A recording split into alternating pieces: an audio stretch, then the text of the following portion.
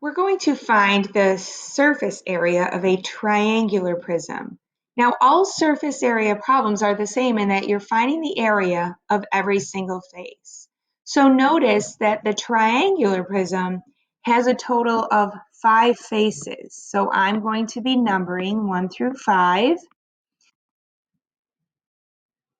So we're not going to be needing this 6th row, because we only have 5 faces. So again, you can just number your paper 1 through 5 or number it as you go. Sorry, it's a little sloppy. So in this case, our bases are both triangles, and they're the only pair of sides that are going to be exactly the same and parallel. So 2 of those are triangles. And then the other faces, we call them lateral faces. Those are all rectangles. It's a little bit more difficult to use a formula here. You can, but I think that this is probably easier. So if we look at our triangles, I'm going to pick the one that shows the 9 and the 12, because when we find the area of a triangle, remember the area of a triangle is half base times height. So our base and height are always found by finding the right angle. And this one here, I get rid of this, it's marked in this one here, we can see that there's a right angle there, okay? So the 9 and the 12 are at a right angle.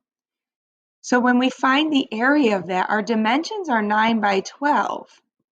But since it's a triangle, we have to cut it in half, or just divide by 2.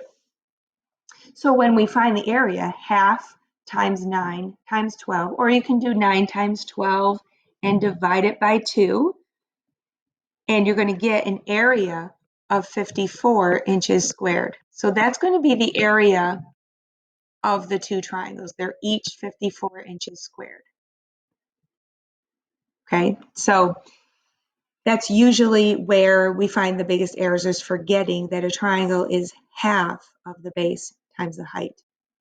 Now in this case, we have 3 different rectangles. They're all different sizes. So this one here, the dimensions are 12 by 22. So that one's 12 by 22. Pause it and find that area.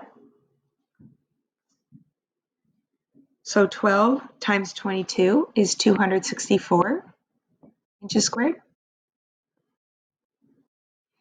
These are going to be kind of tough to do without actually having a paper in front of you, having this on paper. Just do the best that you can. It's really all we can do here. And I'll kind of show you a little bit of a shortcut we can do for that. So this other one is 22 by 15. So that one's 22 by 15. Take a minute, pause it, and multiply it yourself.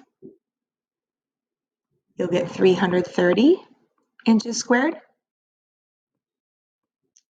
We have one more rectangle, and it's going to be this one over here. That's 9 by 22.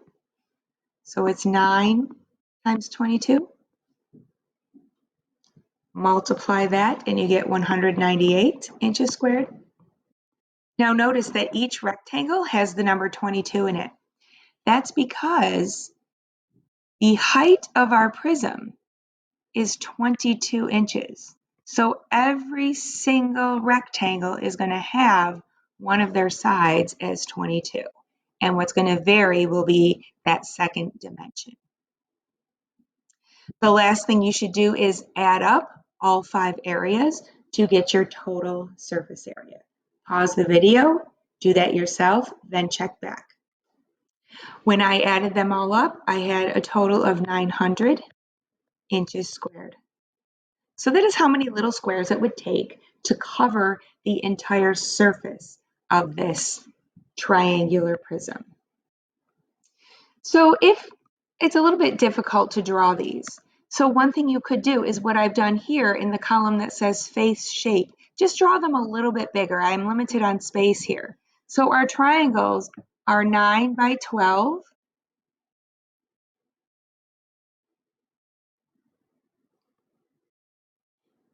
So you could draw those two. I'm going to erase them just so I can show you how to do the others. Next, we have our 3 rectangles. Okay, so we have our 12 by 22.